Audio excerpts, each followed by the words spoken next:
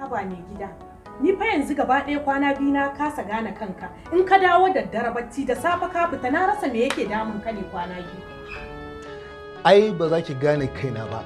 Matukar al'umma ba su fita daga cikin halin da suke ciki ba. Aiki ya same mu gagarumin aiki, ina mu ina zama a gida har a ce da mu da matan an kasa gane su waye suke fita suke nemowa. Albishirinki. Goro. Dare da ke ga ina yi da rashin kwana a gida da rashin sukuni ba na komai bane ba. Muna yawo ne ƙauye da birni lungu da sako na wannan karamar hukuma. Mai girma Honorable Hassan Bala Auyo shi ne ya fito neman takarar shugabancin karamar hukumar Auyo. Ina mu ina zama? To mai gida. Yauwa na ji kana bacci ma kana faɗan Honorable Hassan Bala Auyo.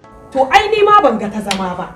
Zuwa zan yi lungu da saƙo na ƙauyen nan namu in je in samu 'yan uwana mata in ci gaba da faɗa musu wannan tagomaki na arziki da bawan Allah nan yake. Ya gina bultsatsan ruwa, ya gina makarantu, ya taimaka tun bai zama to in ya zama mai gida ya duba da yake ga yanda yake ba matasa aikin yi.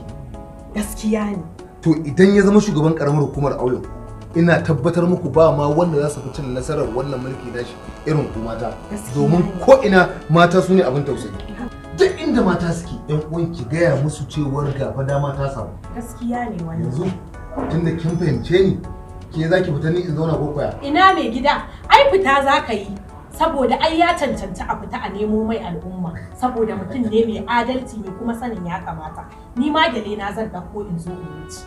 To al'ummar Auyo karamar hukumar Auyo muna kira da a fito kwanmu da kwarkwatanmu domin kaɗawa Honorable Hassan Bala ƙuri'a domin kasancewarsa a matsayin shugaban wannan karamar hukuma ta mu ta Auyo. Gaskiya ne wannan 'yan uwana mata mu dangwala wa Hassan Bala Auyo shine mutum mai adalci da kuma ya san ciwon talakawa wanda baya manta adalci ba kuma ya butulci ga mutanen da suka zabe shi.